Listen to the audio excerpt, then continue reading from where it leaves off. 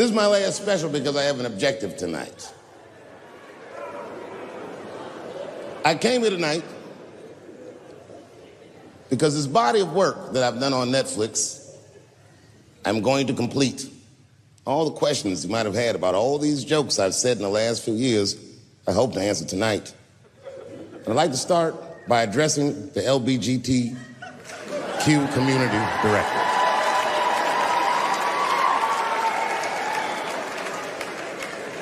And I want every member of that community to know that I come here tonight in peace. And I hope to negotiate the release of the baby.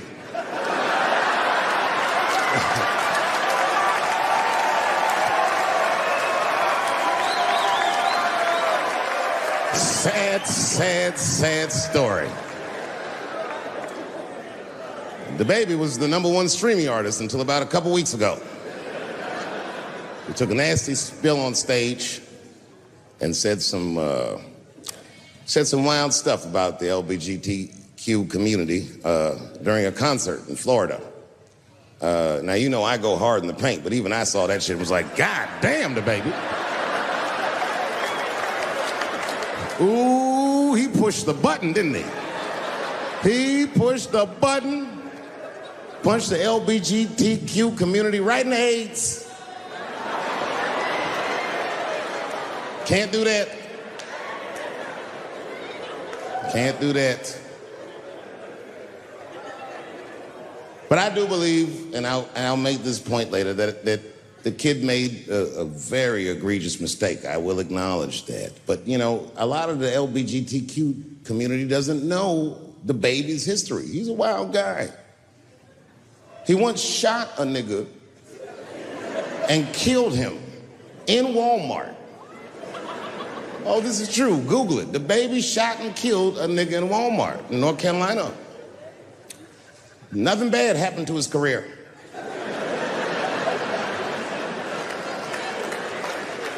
Do you see where I'm going with this? In our country, you can shoot and kill a nigga, but you better not hurt a gay person's feelings.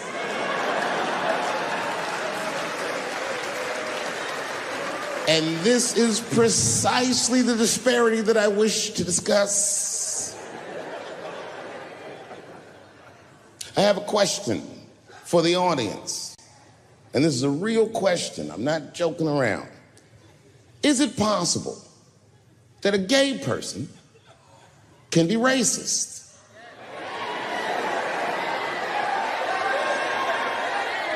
Do you really think so? Of course it's possible. Look at Mike Pence.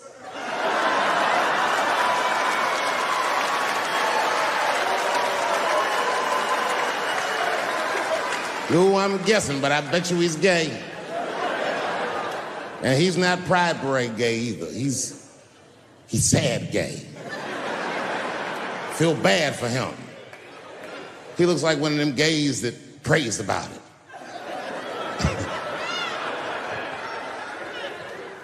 Jesus, please take these dirty feelings out of my heart. Please, Jesus, make these buttholes ugly to me. I don't want to keep on tasting these dicks.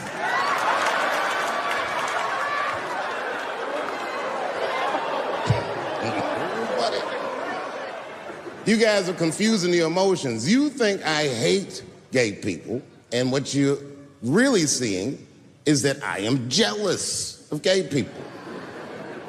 Oh, I'm jealous. I'm not the only black person that feels this way. We blacks, we look at the gay community and we go, God damn it, look how well that movement is going. Look how well you are doing. And we've been trapped in this predicament for hundreds of years. How the fuck are you making that kind of progress? I can't help but feel like if slaves had baby oil and booty shorts, we might have been free 100 years sooner, you know what I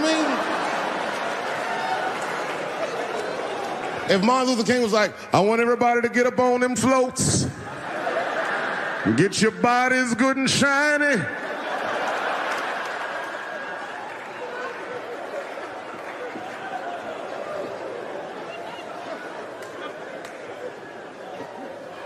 I don't hate gay people at all. I respect the shit out of you. Well, not all of you. I'm not that fond of these newer gays. Too sensitive. Too brittle. Those aren't the gays I grew up with. I miss them old school gays, nigga. Them Stonewall niggas, them the ones that I respect.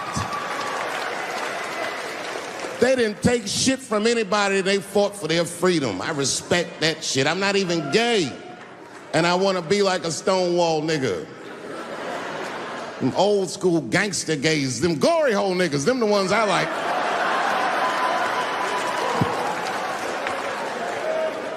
These new gays don't even know what the glory hole is. It's a hole in the wall the gay contractors built. You wanna know why they put that hole in the wall? I'll tell you, and there's no nice way to say it. Because when they wanna have some fun, they will put their penises in that hole and hope for the best. I respect that shit. There's a lot of courage on both sides of that hole, nigga. I'm not even gay, and I want to try that glory hole out.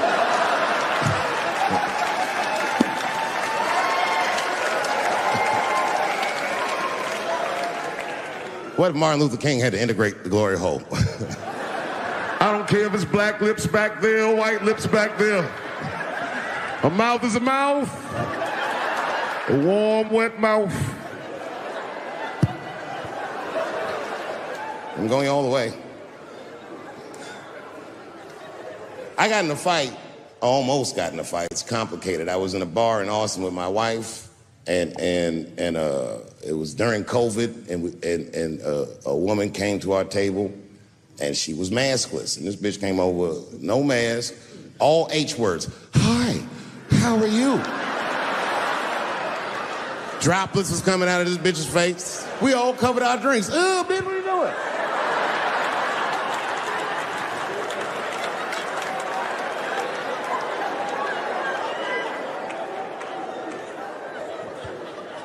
Now, I looked over at the table that she came from, and I peeped game. The men at the table were filming me.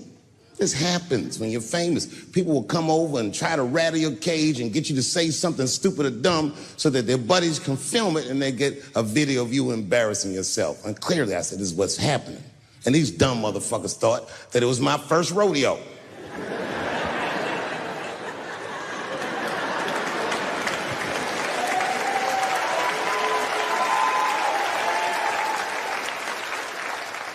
Sadly, it worked. I ran right over there. I said, I pointed right in the camera. I said, you's a bitch-ass nigga for doing this to me.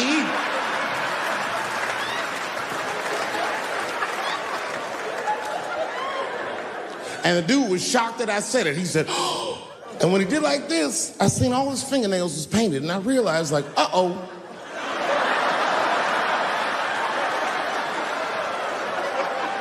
This fella's gay. Now, you know how I talk. I call everybody a bitch-ass nigga, you know what I mean? But that's not a right thing to do if they're gay, you know what I mean? And now I was in trouble. And not only that, the motherfucker was huge. He stood up. He was towering over me. He must have been 6'5", a big, white, corn-fed, Texas homosexual. This nigga was ready to fight. And he started barking on me, but I stood my ground. I wasn't scared. How could I be scared? This motherfucker's shirt was tied up in a knot like this. Oh, fuck this guy. Let's go, nigga, let's go. I thought we were gonna come to blows. I was ready, And then, right when you think we would fight, guess what he did? He picked up his phone and he called the police. And this thing I'm describing is a major issue that I have with that community. Gay people are minorities until they need to be white again.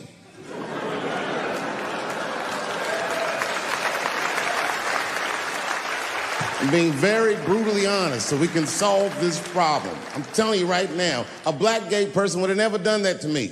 Because a black gay person knows when the police shows up, they're not gonna care who called them. They don't show up like, which one of you niggers is Clifford? We're all Clifford.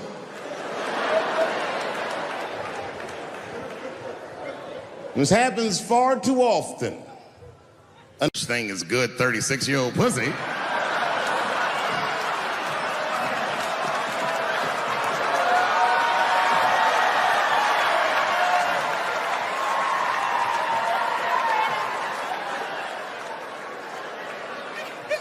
Doesn't matter what I say. And if you at home watching this shit on Netflix, remember, bitch, you clicked on my face.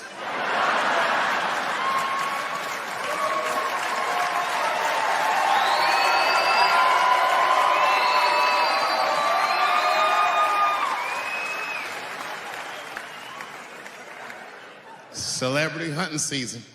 Doesn't matter what I say, they're gonna get everybody eventually. Like, look, I don't think I did anything wrong, but we'll see.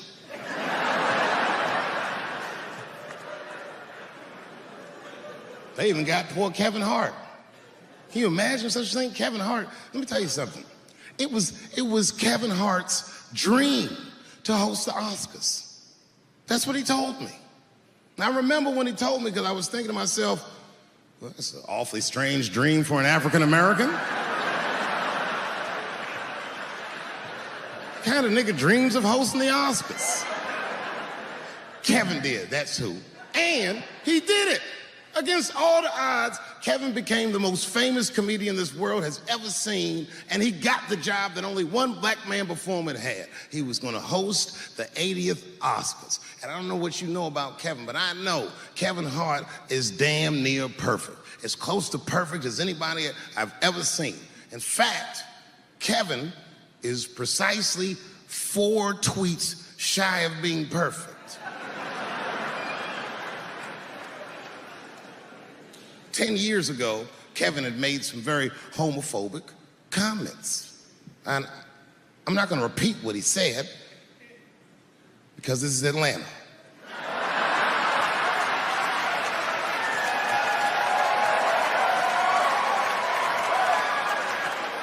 You know what I mean.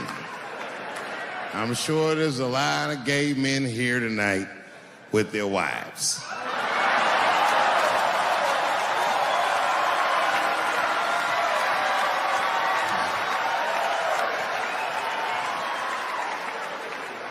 Far be it from me to offend anybody. All right, I'll tell you what he said. But just remember, these were not my words. These were Kevin's words. And it was a long time ago. And I'm paraphrasing because I'm not good at telling other people's jokes. Okay, Kevin said that if his little son was demonstrating or exhibiting homosexual behavior around the house, that he'd chastise him. He'd say, hey, that's gay. And then he said he would smash a dollhouse over that child's head. Ooh, the gay community was furious. And I don't blame them. I got a lot of gay friends. And all of them, 100% of them, all have told me fucking horror stories about the shit they had to go through just to be themselves. Crazy, crazy stories. And in all those stories, I gotta say, not one of them has ever mentioned anything like their father smashing a fucking dollhouse over their head. Because clearly Kevin was joking. Think about it. You would have to buy this nigga a dollhouse to break it over his head in the first place. Does that sound right? Is anybody gonna do that? The gay community was upset, and then they put so much pressure on the Academy of Motion Pictures and Sciences that they went to Kevin and said, if you don't apologize to that community, then you cannot host these Oscars. And then Kevin said, fuck it, I quit.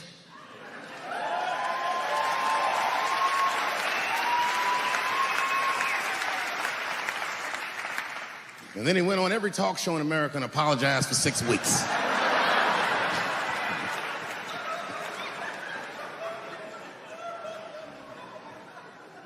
Kevin fucked up. I understand the mistake he made because I've made the same mistake early in my career. This is many years ago, 15 years ago. It's when I was doing Chappelle show. There's a, thank you.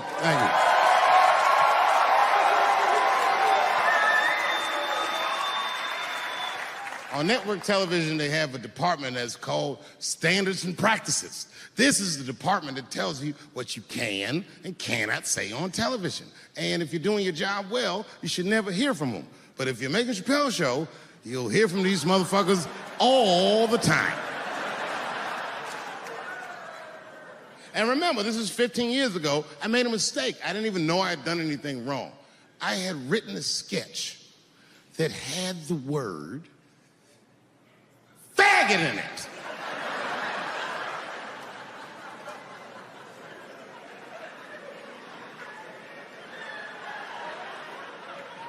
So I had to go to Standards and Practices. They called me up. I don't know why they're calling me, but I like the lady that runs the department. She's usually really fair and was one of my favorite people I've ever worked with. So she sits me down. We have a nice conversation. She tells me, oh, the sketches are great. I go, oh, fantastic. Well, then why am I here?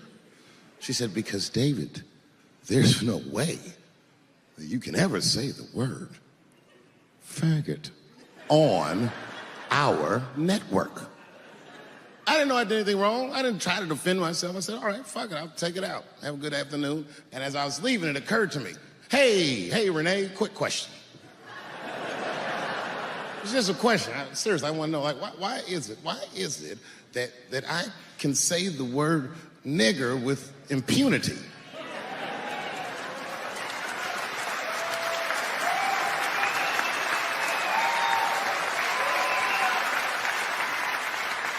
But I can't say the word faggot.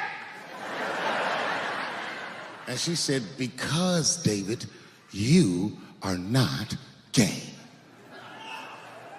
I said, well, Renee, I'm not a nigger either.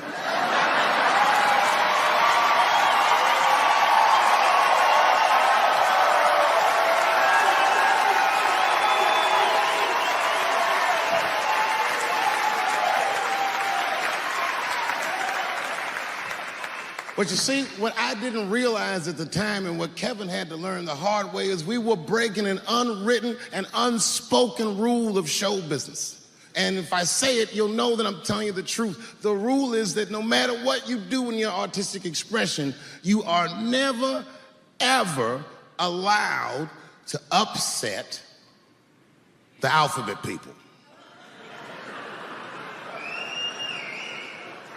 You know who I mean. Those people that took 20% of the alphabet for themselves. I'd say the letters, but I don't want to conjure their anger.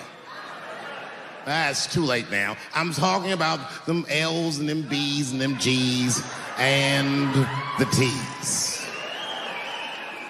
People be surprised. I have friends, all kinds of letters. Everybody loves me, and I love everybody. I got friends who are L's, I got friends who are B's, and I got friends who are G's. But the T's hate my fucking guts.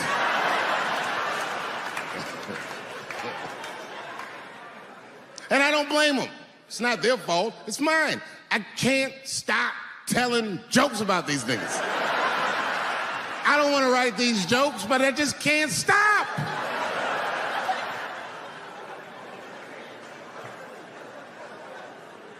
You know, you hear all those letters together all the time, LBGT, LBGT, and you think it's just one big movement. It's not. All those letters are their own movement. They just travel in the same car together. And my guess is,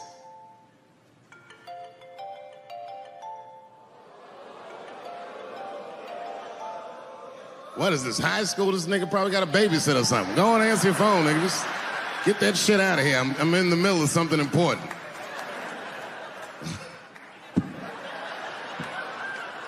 Wouldn't it be funny if we made fun of him and he's like, and he went outside like, hello? Mama's dead. Oh, no! Mama's dead.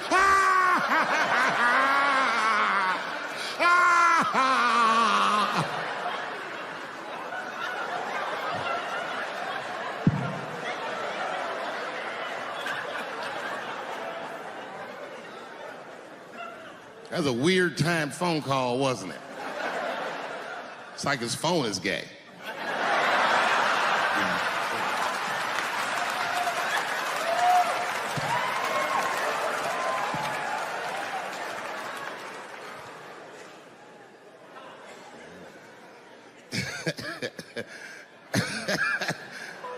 like I was saying,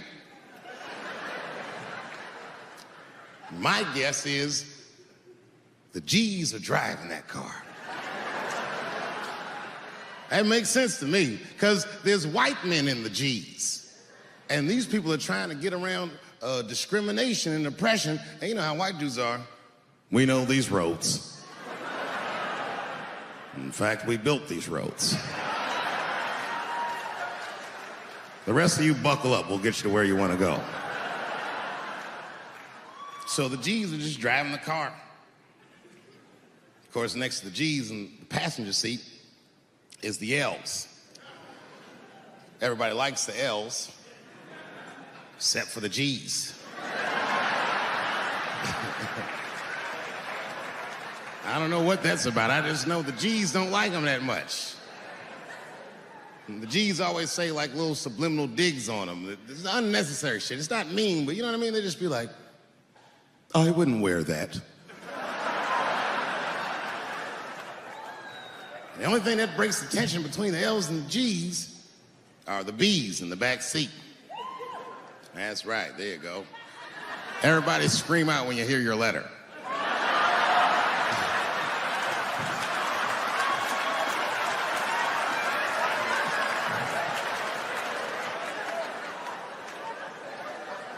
If it's one thing that the L's and the G's agree on, is that the B's are fucking gross. They seem greedy to the L's and the G's, you know what I mean? They're just sitting in the back seat like, yeah, man, I'll fuck anybody in this car. What's going on, man?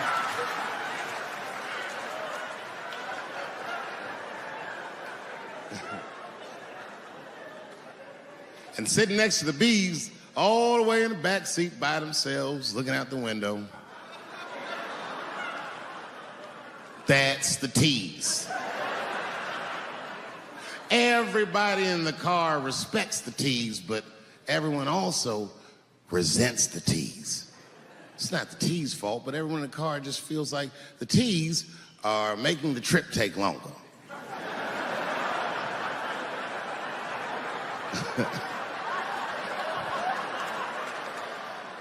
Anything the T's say gets on everybody's nerves. And then the T's don't even say anything bad. They just be in the back talking to themselves. I'm hot. Shut up. Shut the fuck up, okay? Just roll the window down, you bitch. I don't know what you... What? Just said I was hot. Can you pull over at the next exit? I need to use the restroom.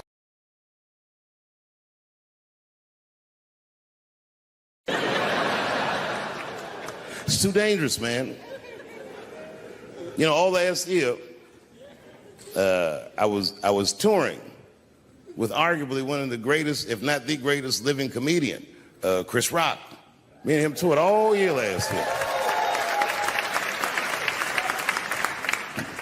And right before that tour started, Chris was involved in what we blacks might even consider a goddamn 9/11.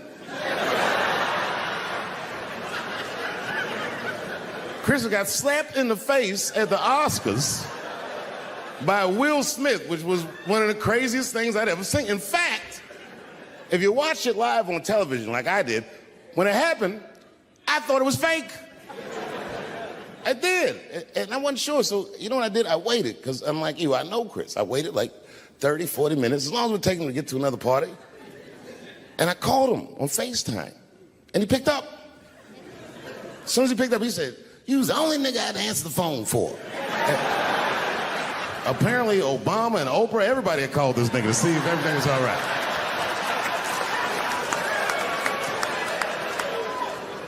And I thought it was fake. I didn't know. So I asked him, I go, well, you know. He said, what? I said, well, did it hurt? And he said, yes, nigga, it hurt. And then I knew that it was real. And then, and only then, was I offended. And I wasn't just offended that he got slapped. That was only half of it. The real offensive part was that after they slapped him, this nigga Will just sat down and enjoyed the rest of his evening. It was crazy. It was...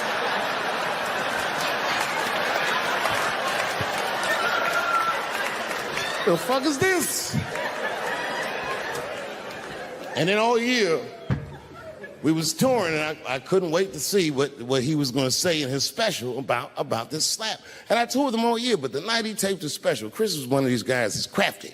You never know what he's going to say until he really says it. So I went to see him tape his special. He taped it right up the street in Baltimore. Now, you guys are from D.C., so you know about Baltimore. We all know that through the years, D.C. has been through some very, very tough times. Sadly, Baltimore is still in a very tough time. Not everybody in the world really can understand the depth of Baltimore. Baltimore is so desperate that Tupac and his mother moved from Baltimore to Oakland for a better life.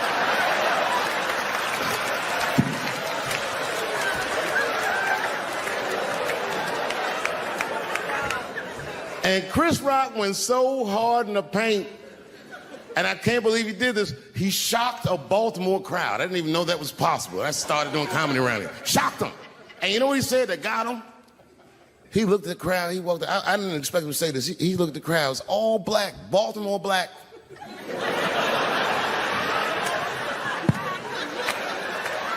Even if you rich and black in Baltimore, you know them niggas is traumatized about something. And Chris shocked him, and this is what he said. He went to that crowd. He said, I refuse to be a victim. And the crowd said, oh. And I was backstage looking like, nigga, watch the tape.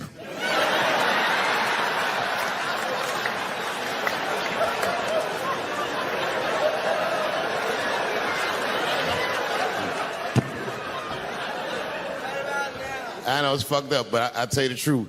You know, everything's funny. Everything's just like that. The doors open back up. The light from the alley flooded into the kitchen. And I just walked out alive. I lived to fight another day. And in that moment, I learned one of the most valuable lessons of my life, and I have to share it with you. And that lesson is this.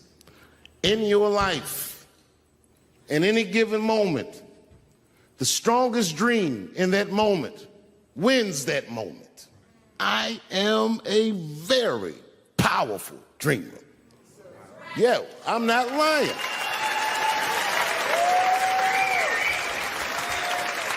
I dreamed tonight, this very night, as a 14-year-old boy, and I am living it as a 50-year-old man. My dreams are very strong. Today, I walked all around Washington. I used to be poor in this city, and all day people just said, hey, Dave, like they knew me personally, and I felt like I knew them. And I say to myself, my God, Dave, what a powerful dream. But then sometimes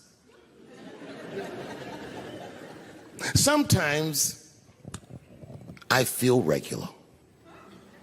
Feel like myself. Maybe I'll smoke some weed and be in some nightclub and feel shy. But I'll look across the nightclub and I'll see some guy that no one's ever heard of. But this nigga worked all week and got bottle service.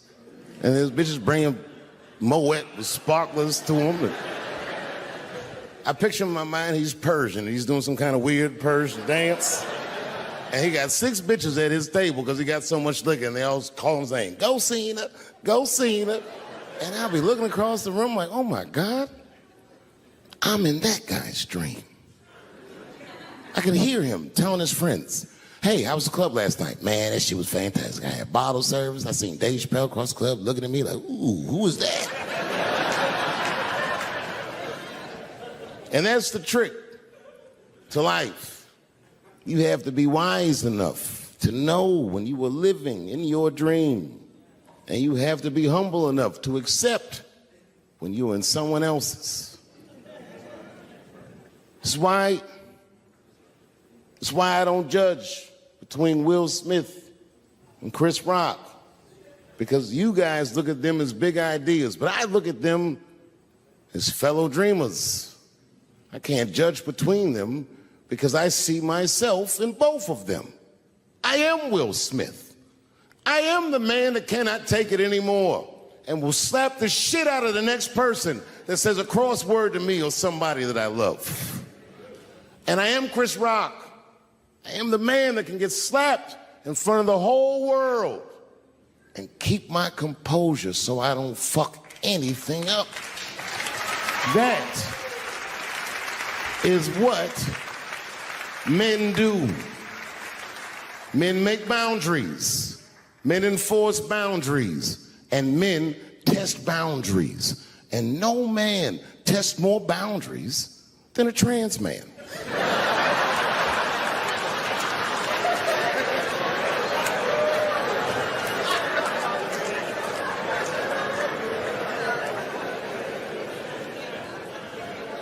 When I see a fellow dreamer, I give them my utmost respect, even if I don't understand what their dream is. I know a dreamer when I see one, and I've met many powerful dreamers in my life. None more powerful than a man who calls himself Little Nas X. I met this nigga at a party. I had no idea who he was. But the minute he walked in that party, I knew I was in his dream. Everybody in the party was another dreamer. Everyone was famous, but when that nigga walked in, he was dressed like C-3PO. He was shining.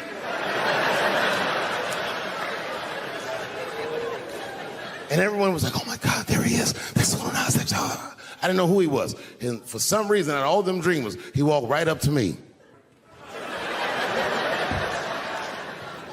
And he said, I tried to get you in my video. I didn't know what the fuck he was talking about. I said, what? I said, what? What video? And he just looked at me like, you know what video, and walked away. And I watched him walk away. I said, man, this nigga's having a very powerful dream.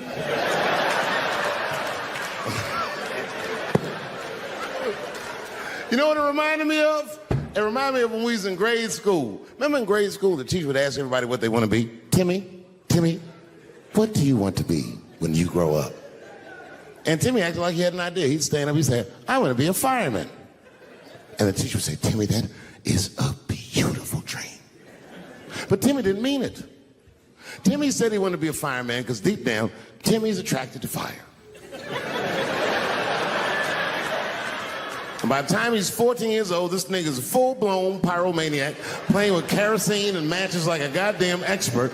And then one night he goes downtown with his buddies, fucking around with fire, and burns a warehouse down. And he doesn't know it, but there's 13 migrant workers from El Salvador, and in that motherfucker, they get trapped, and then they die in the fire. Isn't that a tragedy? It was an accident.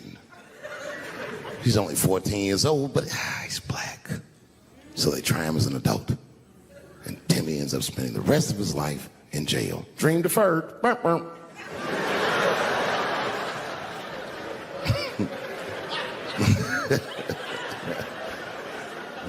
What about you, Billy? Billy, what do you want to be when you grow up?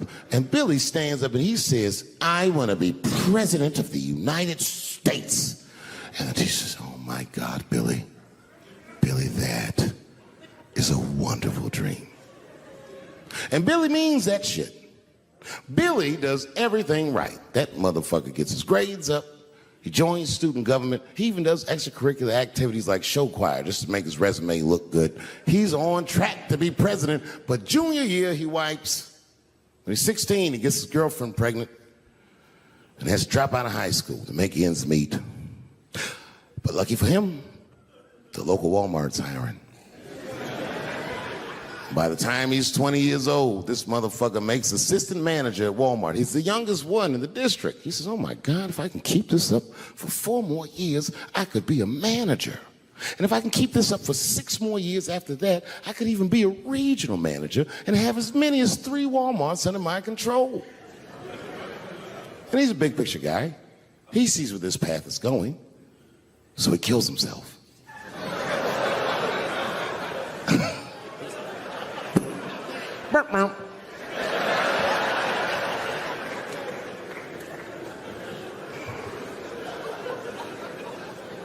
Well, what about you? What do you want to be when you grow up? I don't want to say, because I don't want the other kids to laugh at me. Who cares if they laugh? Your dream is yours. Own your dream so they can come true. Say it loud and proud. What do you want to be when you grow up? Little Nas X. That nigga stood up in front of the whole class. I want to be the gayest nigga that ever lived.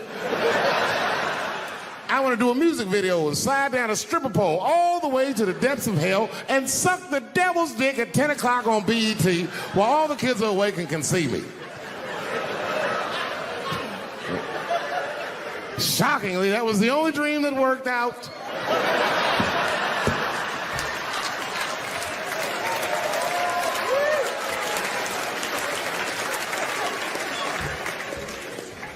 That's why I'm here tonight in the city where I built the dreams that I live, because I wanted to tell you all that they came true. And I wanted to thank you all for making the man that I am today.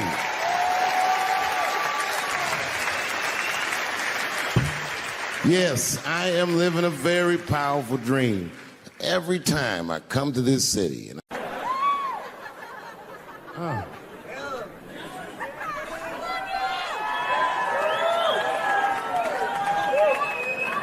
Is the word pussy offensive?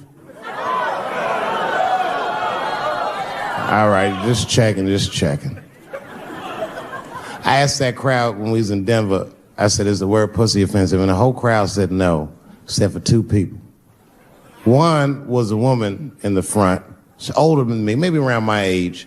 Definitely a feminist. You know what I mean? Short haircut, plaid shirt, you know what I'm saying? And she didn't say it offended her. What she said is, she said, I'm uncomfortable with that word. And I was like, really? You? And then before I could ask her why, there was one other guy. He was in the balcony. Now, I don't think he was saying this to me, but he said this. Everybody heard him say it. He goes, it's delicious.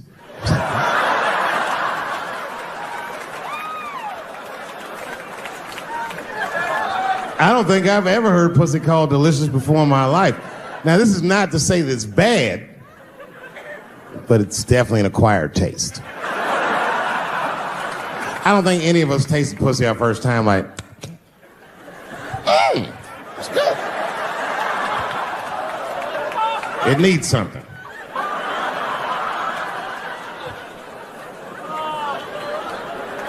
You know, it's illegal for a gynecologist to say the word pussy. They can only say vagina, or they can name individual parts medically, but they can never say shorthand, even if the gynecologist is a woman. I feel like if it's a woman gynecologist, it's cool. Like, am I all right? And she's like, girl, that pussy is. Yeah. I don't think men should be allowed to be gynecologists. That shit is a conflict of interest. Even when my wife was pregnant, we used to go to the gynecologist. And he'd put her legs up in that stirrup like this. He'd be like, all right, Miss Chappelle, just try to relax. I push her, back up, motherfucker, I got this. Just tell me what to look for.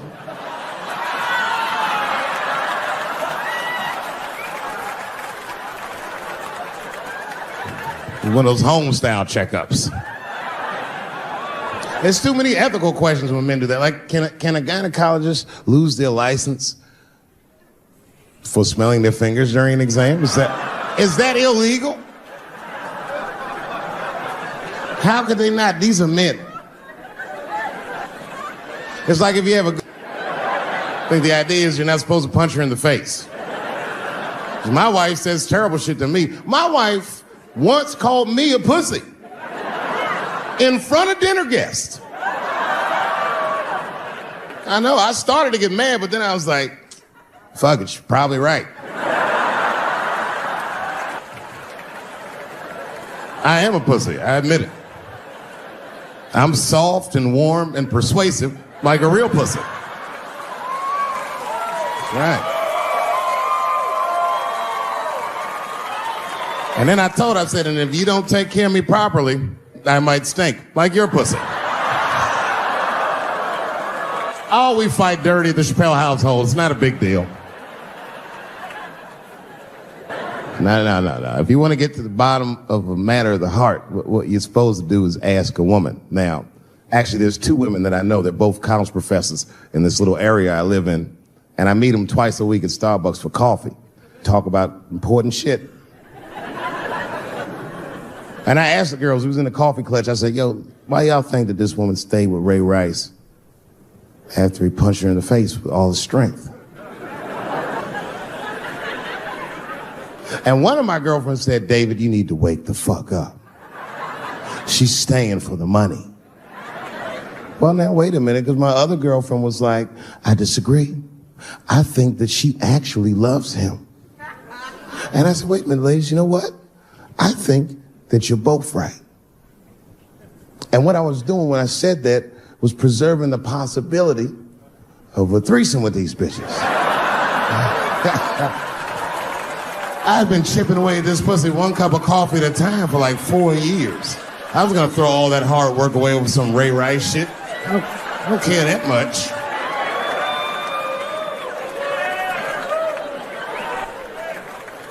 I'm just being real. It's fucked up, man. It's a tough time for the blacks. I love you too. And then here comes the banana peel. I'm waiting on it any second. You know, that's how it starts.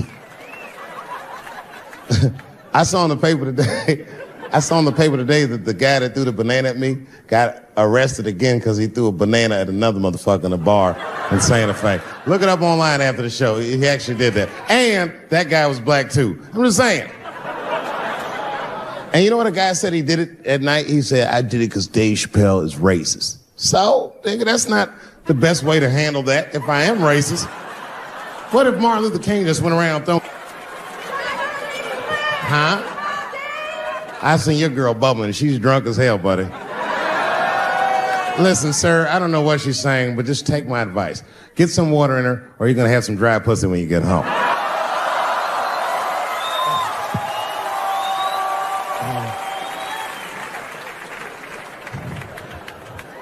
His dick's gonna be shaped the fuck up tomorrow. Santa Maria. Who got a cigarette in here? Anyone got a cigarette I can borrow? Yeah, you fella. Yeah, please. Well, let me see this. This is a Marlboro menthol. This could have been anybody. If it was a Newport, I'd be like a black dude threw that up. But a Marlboro menthol, that's one of them riddles.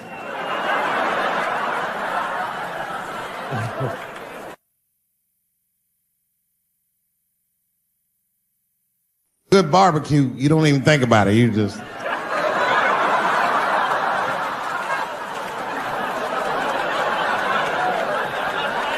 The word pussy is only offensive if you're older.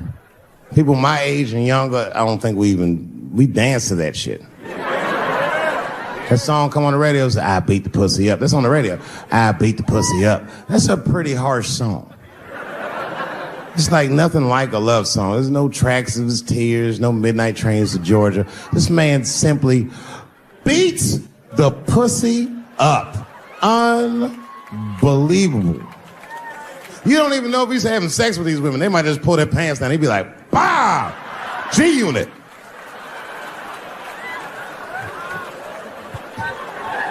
Like you'll be watching HBO. Hi, I'm Larry Merchant, standing here ringside with the pussy after a devastating bout with 50 Cent. Pussy, come over here and let me talk to you for a second. My God, you look terrible. Your lips seem to be swollen. You're bleeding a little bit. Tell me, pussy, what happened inside of that ring with 50? I don't know, Larry. I felt really good in the first round. I was ready to fight. It's warm and moist, and I don't know. It just hit me from angles I wasn't expecting. Front, left. The backside surprised me the most. But pussy, let's take a look at round 4. This is where it all went wrong for you. Here you come out of your corner, pussy. You're fighting really good. It looks like you got 50 with a right and a left, but then 50 slips your jab in there. There, right there. You see that? He punches you right on that little bean thing you have on the top of your head. I don't know what that is. But there's 50 just pounding away at that bean over and over. Now, pussy, tell me, what goes through a fighter's mind when their bean gets rattled around like that? don't think I was thinking anything, Larry. You know, I'm a real good defensive fighter. It's real hard to get to me. I've never been punched directly on my bean before. As a matter of fact, most fighters don't even know that bean exists. I guess he just hit me there and I lost control of my legs. I don't know what else to tell you. I like when Lil Wayne talks about pussy. Lil Wayne used to have that song. He say, I got a bitch that plays movies in my jacuzzi. And then it goes like this. Pussy juicy.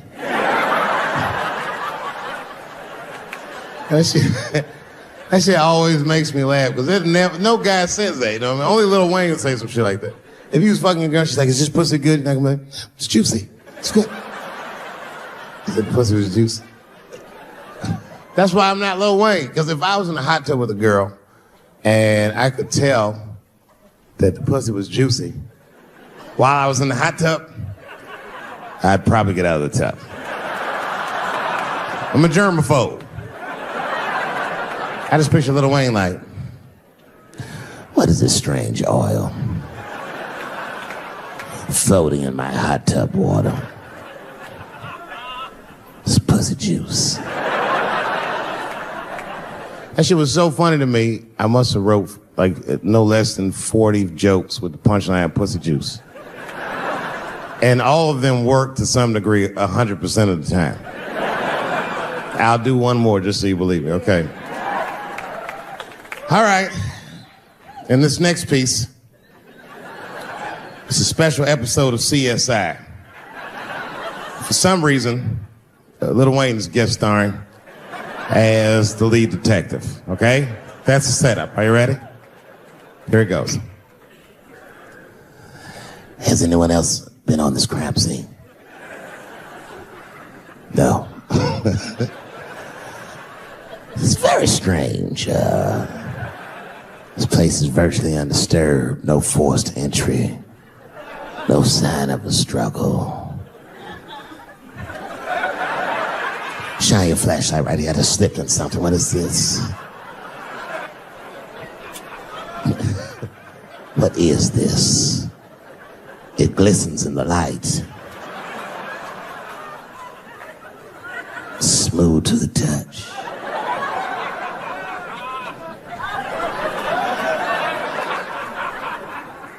This is pussy juice.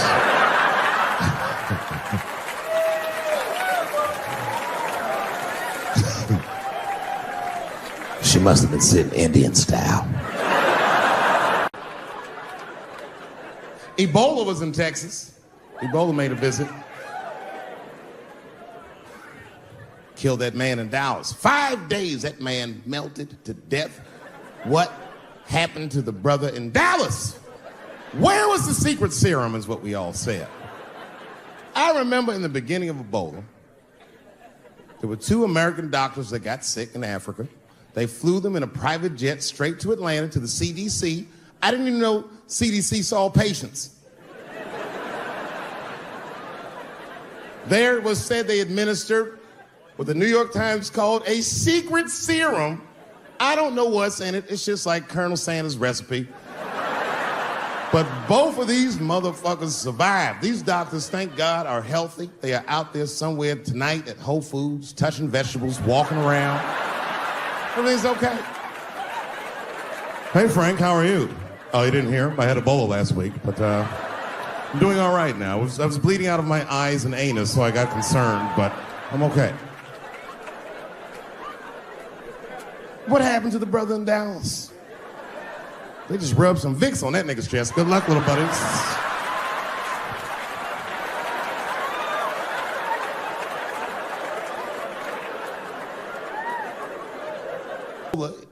Is the new AIDS. Whew. Isn't that something? Here I am thinking that old AIDS was working just fine.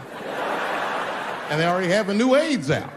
Isn't that amazing how they do that? Isn't it weird how there's a disease that just starts in 1980 and it doesn't kill anybody but niggas, fags, and junkies? Isn't that a fucking amazing coincidence that this disease hates everybody that old white people hate?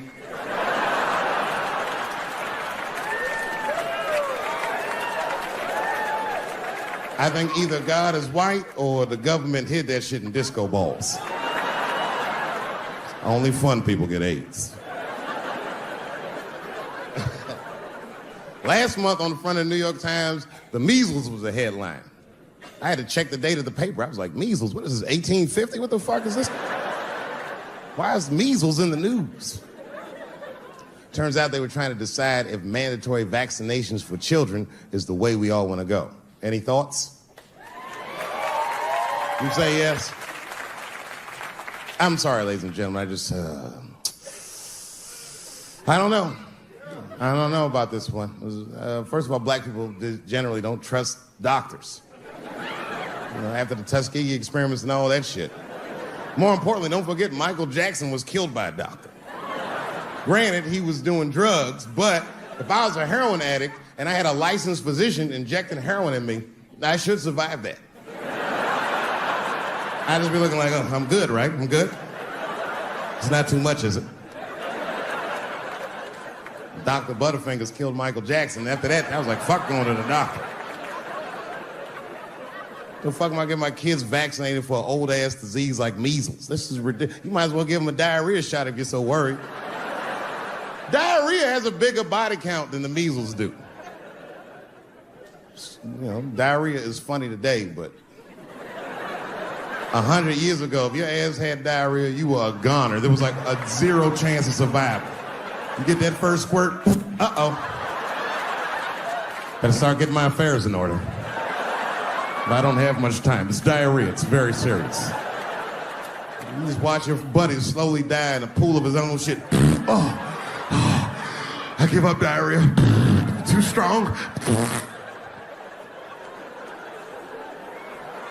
Nowadays, your buddy just be like, oh, we got diarrhea. Just eat a banana, nigga. Drink some water. Let's get to the club. His dick's gonna be shaped the fuck up tomorrow. Santa Maria. Who got a cigarette in here? Anyone got a cigarette I can borrow? Yeah, you fella. Yeah, please.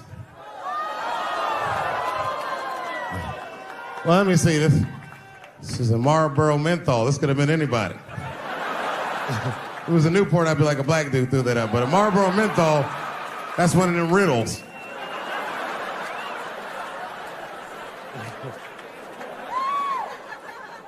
Oh.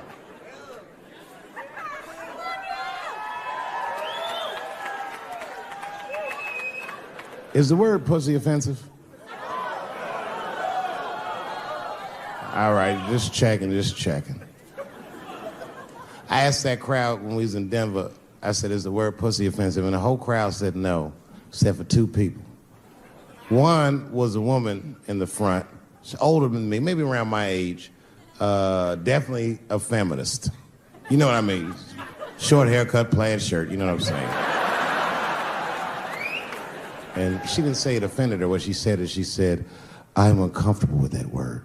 And I was like, really? You? And then before I could ask her why, there was one other guy, he was in the balcony. Now, I don't think he was saying this to me, but he said this. Everybody heard him say it. He goes, it's delicious.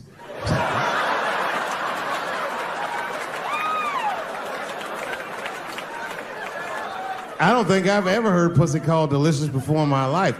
Now, this is not to say that it's bad, but it's definitely an acquired taste.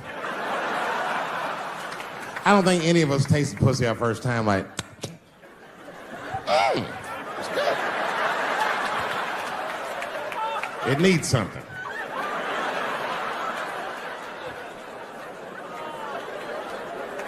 You know, it's illegal for a gynecologist to say the word pussy. They can only say vagina, or they can name individual parts medically, but they can never say shorthand, even if the gynecologist is a woman. I feel like if it was a woman gynecologist, it's cool. Like, am I all right? And she'd be like, girl, that pussy is.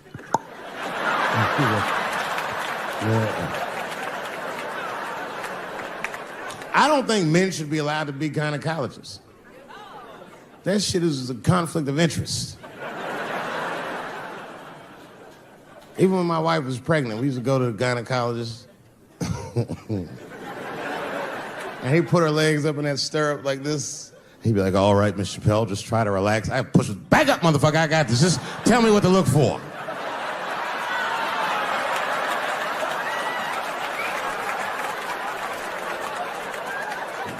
One of those home-style checkups.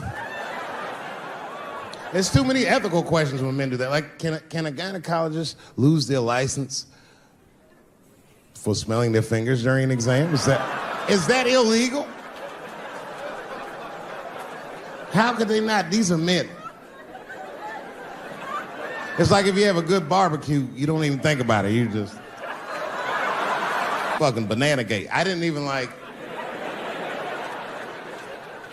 to press charges. You know, this has happened to me before.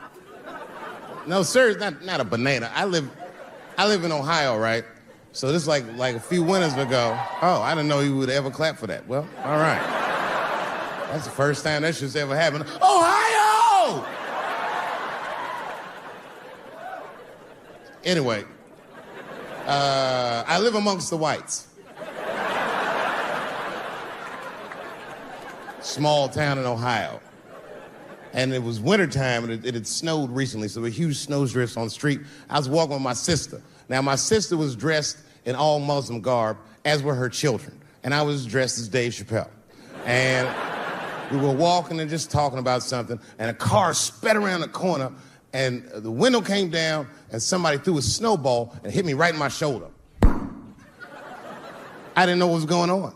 Why was this happening? Because I'm black, because she's Muslim, because I'm Dave Chappelle. I couldn't tell. But again, I knew it was premeditated. Because who the fuck has a snowball in a warm car? But I didn't think it all the way through, lady, because he went around the corner and got stopped at a red light. He was caught in the traffic. So then I ran out into the street and I just tapped on his window. Hey, my man, can I just talk to you guys for a second? Come on out for a second. I just want to talk to you. There's 4 young white dudes in the car. They were like, just chill, bro. I said, relax. I just want to talk. Now, this is an old black trick. Really, I didn't want to talk. I was going to fuck them up. So, if you're ever caught in traffic and a black guy starts saying he just want to talk to you, don't open the door, nigga. Even if he's me, smiling at you. And they were like, chill, bro, just chill. And then the one guy in the back seat, I don't know what, he was just cockier than his friends. He was like, fuck it, man. I'll get out the car. And I started yanking on his door. Let me help you, motherfucker. Let me just help you out. And I didn't notice his window was down. And he threw a snowball that shit hit me right in my chest. Pow. He said, fuck you, you fucking nigger. And then the light turned green and they sped off. And I smiled from ear to ear. I looked at my sister and she said, I got the plates. And I was happy as shit because throwing a snowball at a motherfucker is a misdemeanor assault. But if you call him a nigger when you do it, that's a felony hate crime. And me and my sister start dancing. We gonna send this motherfucker to jail. Now, I didn't notice it, but while I was yelling at him, a crowd of all white people had formed because it was an all-white town. And I was like, uh-oh, I thought I was gonna get jumped. And one of them white guys stepped out and was like, I didn't like that at all.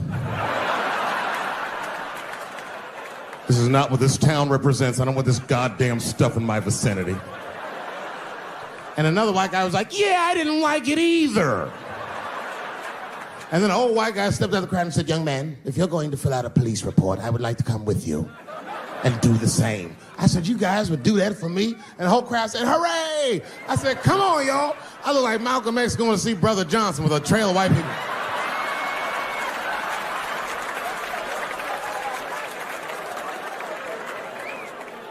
Unreal.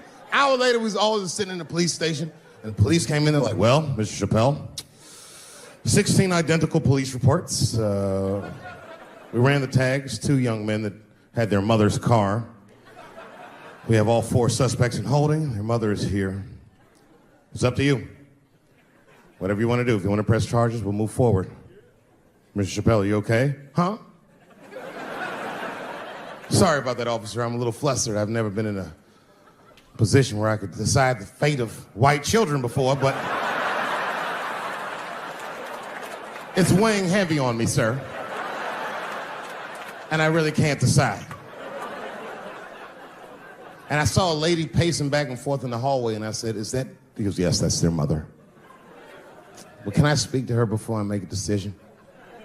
And when the mom came in, she saw it was me. She busted out crying. Oh, God, oh, no, I don't want him to go to jail. I am so sorry. I didn't raise him to do this. We love your comedy. We love you at the house. I said, miss, please, just, all right, look, I don't necessarily want your son to go to jail either. But what he did was pretty fucked up. So, is there something we can do short of jail just to let him know that he's wrong? She goes, oh, I don't know. What did you have in mind? Miss, I've never been in this position before. Oh, you know what we could do? I don't know if it's masking too much, but maybe if you could just suck my dick a little bit. Just a little bit. I'm not gonna finish. I just want you to do it enough so that I can tell him you did it.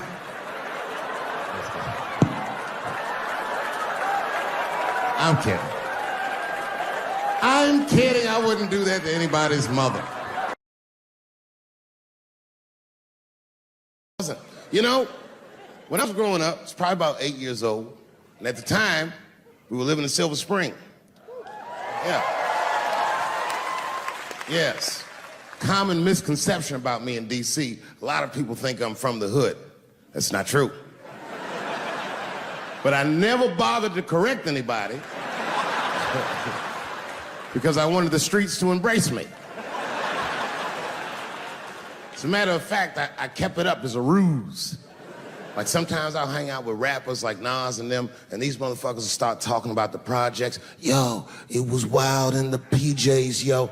And I'll be like, word, nigga, word. But I don't know. I have no idea. My parents did just well enough so that I could grow up poor around white people.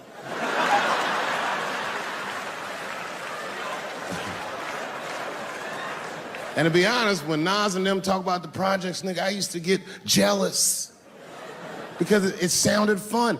Everybody in the projects was poor, and that's fair. But if you were poor in Silver Spring, nigga, it felt like it was only happening to you. I know the pain of that first sleepover at a white friend's house. And you come back home on Sunday and just look at your parents like, y'all need to step your game up. Everything in Timmy's house works.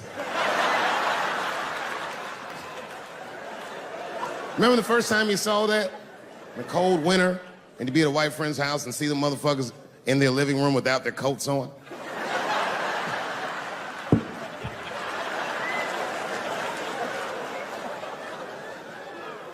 Timmy was one of my first white friends, like, in my life, man. He was a good dude, too. He moved to Silver Spring from Utah, of all places. I guess his family was affiliated with that Mormon church they got down there, and me and him used to hang out. And one day I was at his house, we were just hanging out, and Timmy says, Dave, why don't you stay for dinner tonight? I said, oh, man, I'd love to, but I can't. If I'm not home before dark, my mother will kill me. That was a lie. My mother had several jobs. I hadn't seen her in like 3 or 4 days. At that point in my life, it was my experience that white dinner wasn't delicious.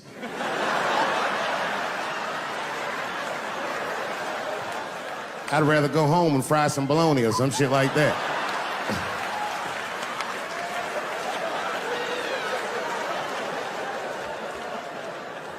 But then old Timmy threw me a curveball I wasn't expecting. He said, oh, it's too bad you can't stay, Dave, because Mom made stovetop stuffing. I said, what the fuck, stovetop? Well, hold on, nigga, let me make some phone calls real quick. I had seen that commercial so many times, I had dreamt of getting my hands on some of that stovetop stuffing. And finally, I met a motherfucker that actually had a box of stovetop in the house. I couldn't miss this opportunity, so I pretended to call my mother. And then I came back and I said, Timmy, you're not gonna believe this great news. Mom said I can stay. And he said, fantastic. He said, why don't you come with me and we'll help set the table and then we can say the blessing. I had no interest in setting this motherfucker's table or saying these crazy ass Mormon prayers. I just wanted that goddamn stuffing. My hands first. My plan was simple. Wash my hands slowly, and by the time I'm done, the table will be set, the blessing will be said, and all that there will be left to do is eat. Went to the bathroom. I washed my hands very slowly. I must have been in there for about 10 minutes. And suddenly, one of his mothers came to the door.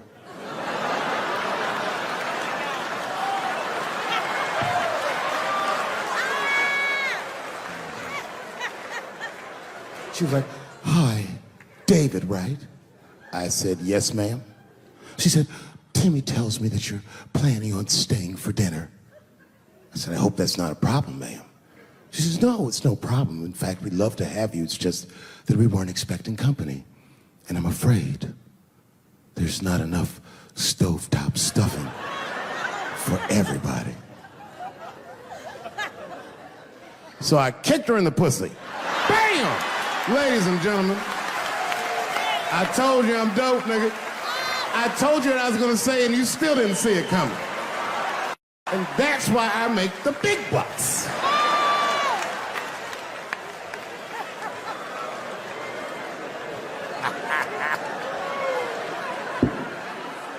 Oh my God. But there's a more important reason that I would stop doing comedy right now. And this reason is the real reason that's been percolating, and it really is the crowd, not you. I'm talking about the crowd on the big stage. It's too hard to entertain a country whose ears are so brittle. Motherfuckers are so sensitive, the whole country is turned into bitch-ass niggas.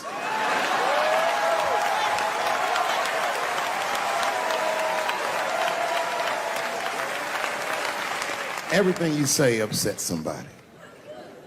You know, I can remember when it all started. It was when I was doing Chappelle show. When I was doing Chappelle show,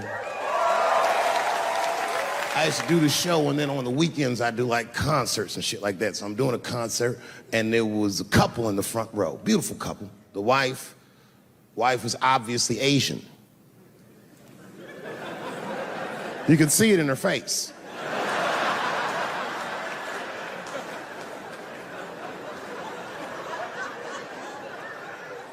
The husband, this motherfucker was mysterious, to say the least. Couldn't quite pinpoint where he was from. Caramel-colored fella, very nice hair, but he could have been from anywhere. Bangladesh, Mexico. I can't guess with a nigga like this. All I knew for sure about this guy is that his wife was a bitch. I could see that in her face, too. No, he was laughing and having a good time, and she was scowling at me at a goddamn comedy show. I couldn't figure it out. And then I realized at some point that she was pregnant, and I was smoking on stage. I said, "Oh my God, that's probably why she's mad." So I started to put my cigarette out, but then she hit me with one of them fake non-smoker calls. So I just kept smoking. I thought to myself, bitch, that baby will be fine, relax. And I tried to break the tension. I just asked her. That's all I said. I go, "Hey, where are you guys from anyway?" And I could tell that she was on to me. She goes, very condescendingly, she says, "I'm from California. If you're asking my ethnicity, I am Chinese." He was like, "I'm Mexican, bro." I said, "Well, I'm sorry if I offended you by asking, but you're a very beautiful couple. And miss, there's no question that you're gonna give birth to the hardest working baby this world has ever seen."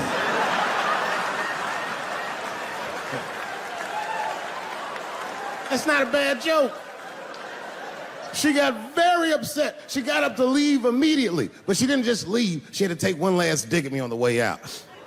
"I will never buy one of your fucking DVDs again, Dave Chappelle." I said, "Ma'am, with all due respect, Chinese people don't buy DVDs."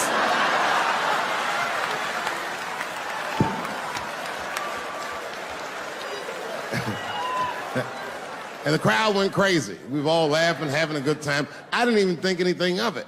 And then just 3 days later, this lady sends a fucking letter to my promoter telling him not to book me for shows anymore because I was, quote, racist, and and I'm quoting her, insensitive to the nature of my interracial marriage. I was like, word, bitch, I was.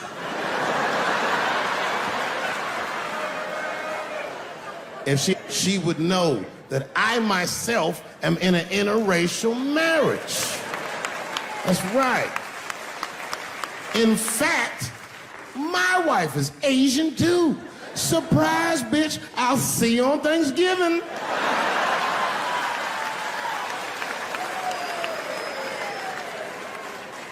But my wife's not Chinese. She's Filipino. That's right. And our kids are Puerto Rican somehow, so there you go. I don't give a fuck about interracial marriage. In fact, you know what? My mother is half white. A lot of people don't know that. Well, all right, you were a little too excited, but okay. A lot of people don't believe me when I say that, but it's true. You can't tell looking at me, but if I grew my hair out, you would think you was at a fucking Cat Williams concert. My shit is beautiful. You be back in D.C. You know, I was thinking, man, this is an election year. I'm gonna ask you, you're a white guy, do you know who you're voting for yet? Don't know, do you? Now you see that? You see what just happened here? Let me tell you something, that is a cultural thing. He knows who he's gonna vote for, he's just not gonna tell me. See, I've noticed that. That is a cultural thing. White people do not like to talk about their political affiliations. It's a secret. You ever ask a white guy who's voting for you? Hey, Bob, who are you gonna vote for? Dave, whoa. Well, take it easy now. Take it easy.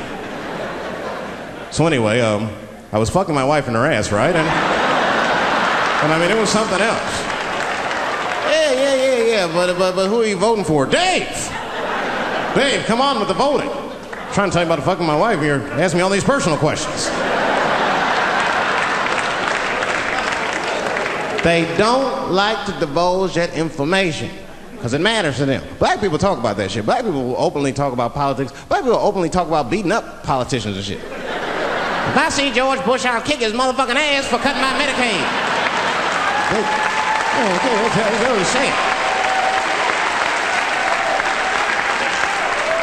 Black people just say it. But there's a reason for that. It matters more for that. It matters more. Black people see even when I vote, right? Which I don't. But even when I think about who I would vote for, right? I don't even look at their political policies. I just look at their character. You know what I'm saying now? You gotta read, no, I'm serious. You gotta read between the lines. Like, you know, you look at Clinton, and black people like Clinton, because we've seen him on the campaign. I saw one thing on the campaign trail. He actually just picked a black baby up and kissed him. Come here, you little nigger baby. Mwah! Just kiss him. I said, I like that. He did not hesitate or nothing. You see George Bush Jr., he be there, ugh.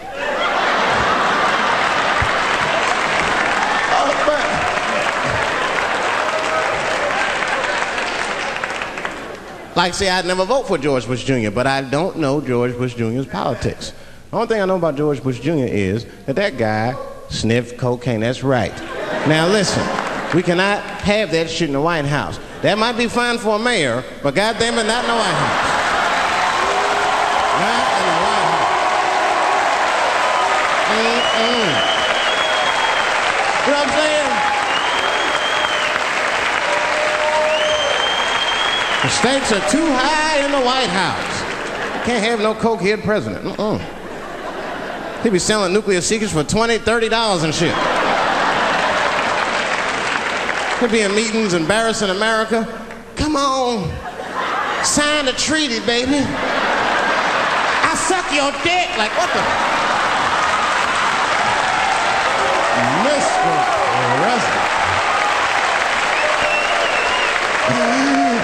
Mr. President, that is not how we do business here, sir. Stop sucking the ambassador's dick. No, let him finish.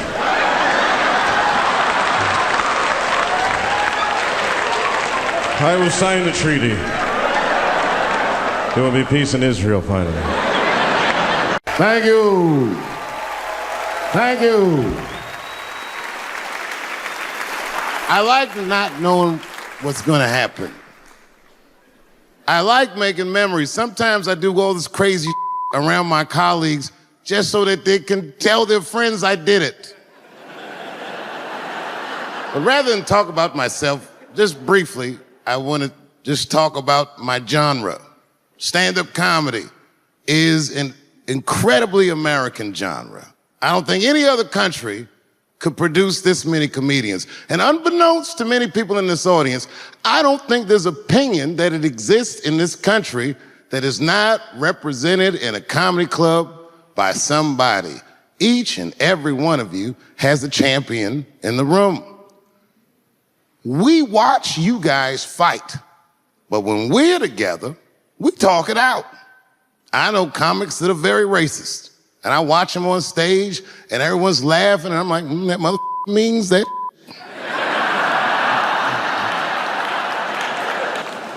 Don't get mad at them, don't hate them. We go upstairs and have a beer, and sometimes I even appreciate the artistry that they paint their racist opinions with. Man, it's not that serious. The First Amendment is first for a reason. The Second Amendment is just in case the first one doesn't work out. We gotta let some air out of the ball, man. The country's getting a little tight. It doesn't feel like it's ever felt in my lifetime. So tonight, I am honored that my colleagues are here in comedy and in music.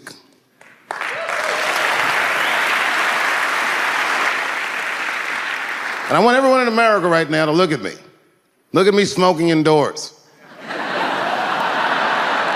I didn't ask anybody, I just did it. What are they gonna do? Kick me out before I get the prize? No, nigga, this is called leverage.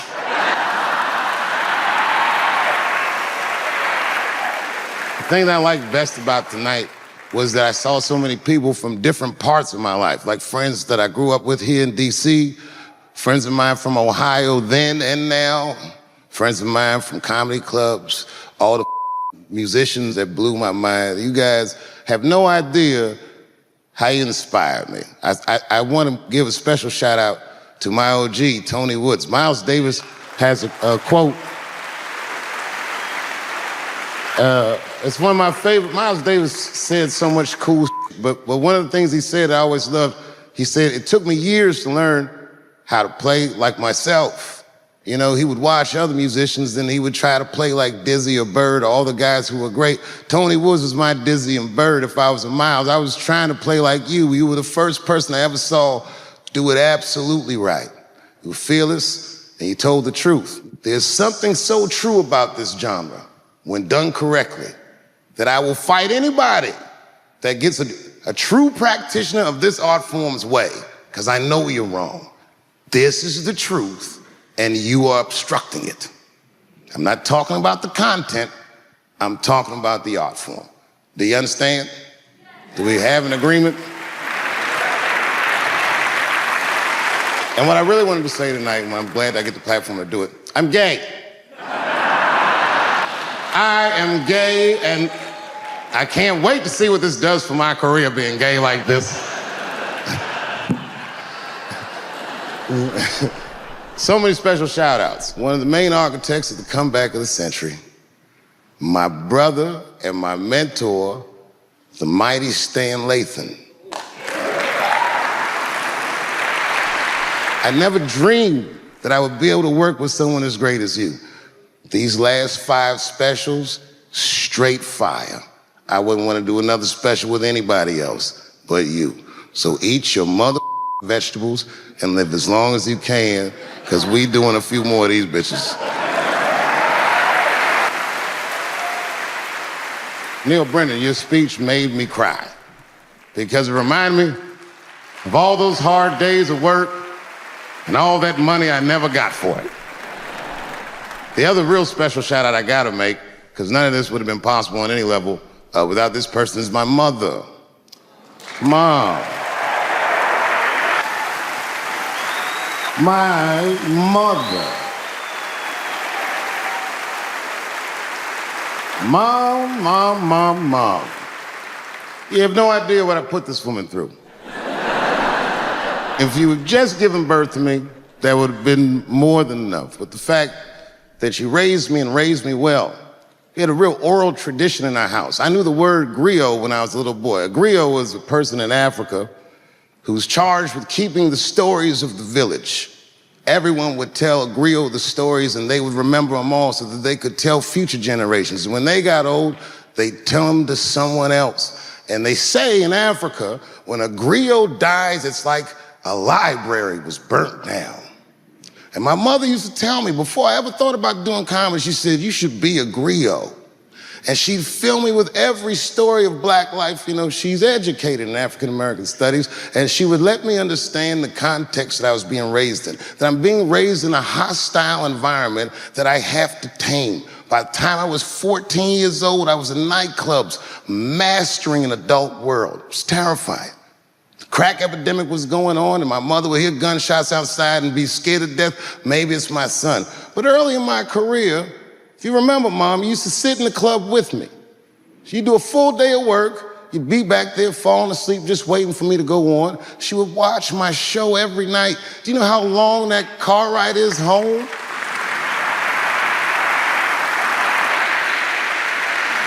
How many of you have ever heard your mother say, jokes were a little too much tonight, son?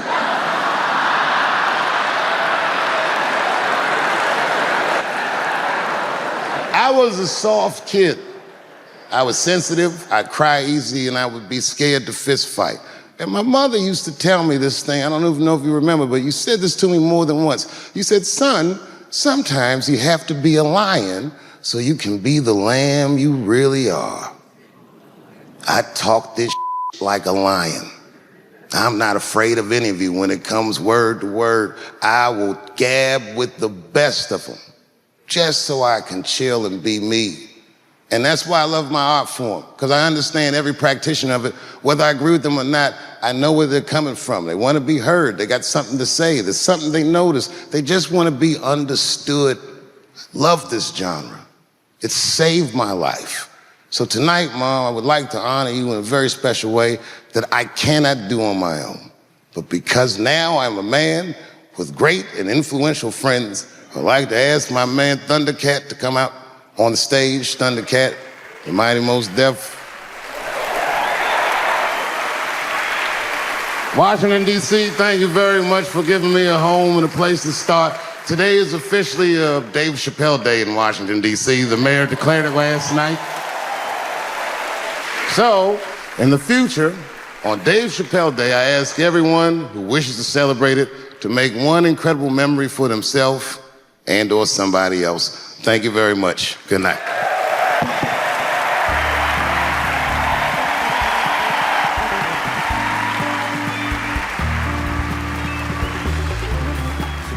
I say I'm in bed and sleeping, and suddenly my wife wakes me up. David, wake up.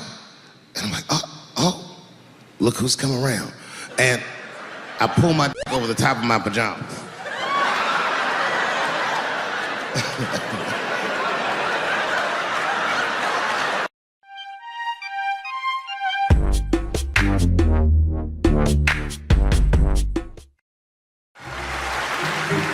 I hate guns, personally. I can't stand them. Yeah, but I have several. I don't want them, but I feel like I need them. Don't forget where I live. I live in Ohio.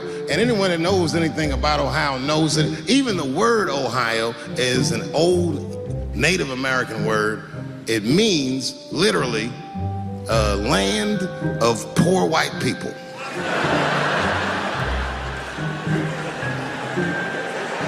I didn't even know what I was looking at first. I was just driving like, why are all these white people so sleepy out here? These things.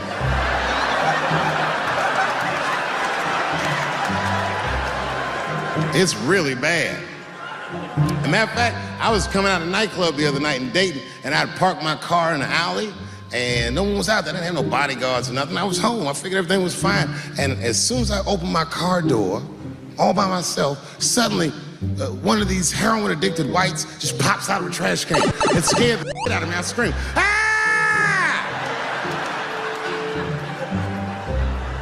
And then I realized it was a woman. She f***ed up. She's like, hey man, relax, okay?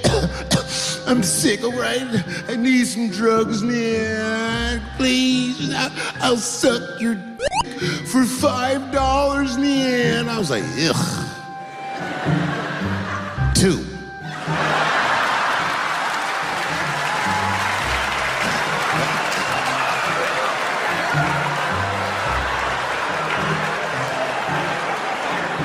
Be that as it may, I'm armed to the teeth. First gun I bought was a 12-gauge shotgun. And I didn't want the gun. Remember, though, I'd moved to a farm, and I was sitting there on the porch, and I see a white dude walking across my property, entitled, like he's supposed to be there. He had a rifle over his shoulder, too. Ain't that a I said, what the is this guy doing on my property? I was mad as shit, but I was unarmed. So I ended up just waving to this motherfucker like a bitch. I was just...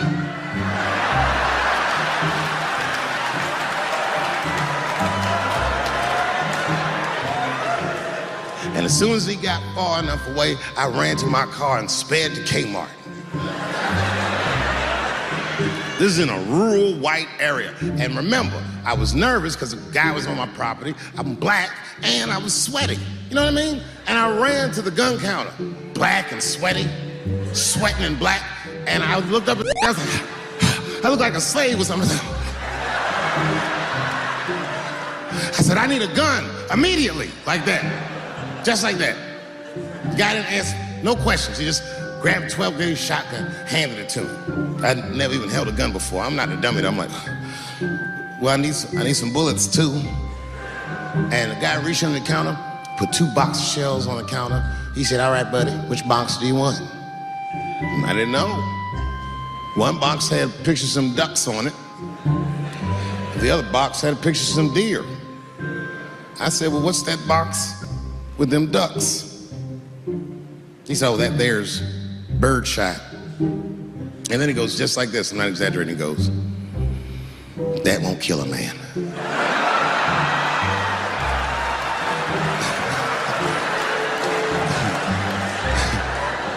He said, it'll just pepper him up nicely. I said, what the f***? Pepper? You know what it means to pepper a motherfucker up? It means that when the shell explodes, hot BBs will shoot out of the barrel of the gun, not killing a motherfucker, but penetrating their skin and shallow flesh. Boy, that's gotta hurt. Hot BBs?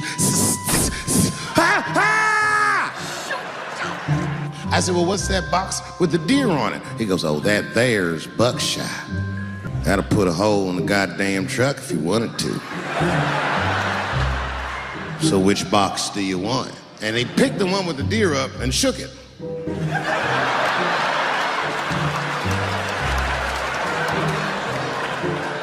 I thought he was trying to trick me. I was like, do you have a box with a picture of a white dude trespassing on it? Because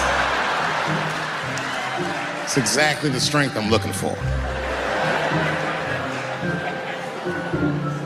But I didn't know that if you're defending your home with a shotgun, the formula dictates that you're supposed to buy both boxes. This was not a formula that I was familiar with. It goes like this. The 6 shots in a 12-gauge shotgun, so when you load the gun, you load it like this. First shot, bird shot. Next shot, buck shot. Bird shot, and then after that, gun's Jamaican. Buckshot, buckshot, buckshot.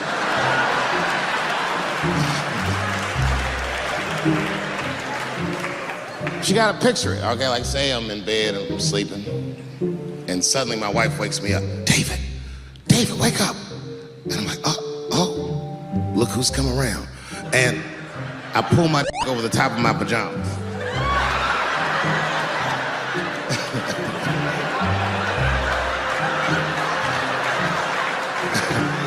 And she says, no, I hear something. I go, oh, this bitch. So I get up out of bed, grab the gun, I say, wait here, baby, I'll go check it out. Just lock the door behind me. Oh my God, she's right there in the kitchen is a heroin-addicted white, and he's digging through the change jar by the door. I worked really hard for that change. I gotta do something. So first, I wrapped the shotgun. Hey, click, clack. That's a test. That click, clack sound will stop a rational human being in their tracks. But sure enough, this person is not rational. They're sick on drugs. They're digging in the change. I gotta act fast. This nigga's almost got $1.50. I warned you, birdshot. And there it goes. Hot BBs will permeate his yellow heroin skin. Remember, I'm not killing him. I'm just peppering him up nice. He lets out a heroin scream.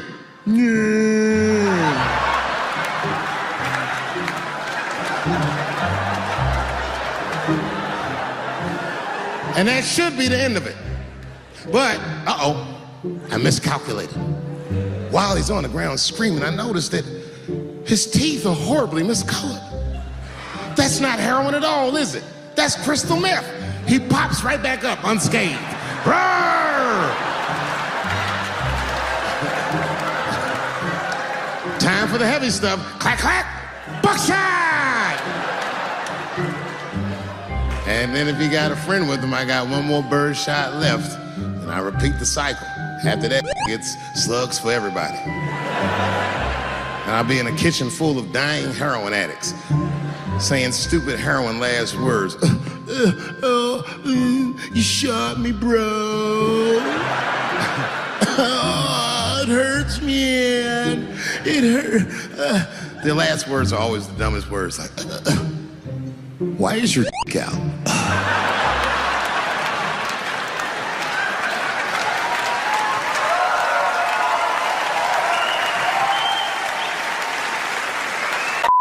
Everyone, we have an announcement to make. Here comes a new challenger! So make your choice right. Select to make your first pick. 10, 9, 8, 7, 6. Choose and pick the best one. 5, 4, 3, 2, 1. Select to make your first pick. 10, 9, 8, 7, 6. Choose and pick the best one. 5, 4, 3, 2, 1. Select to make your first pick. I say, Billy! Ah, Billy! The mushrooms! I'm about to be a white man, Billy! The mushrooms taking out my color. I'm washing my color out, Billy! Billy, I got the Michael Jackson! Welcome to This Is Not Happening. I'm your host, Roy Wood Jr.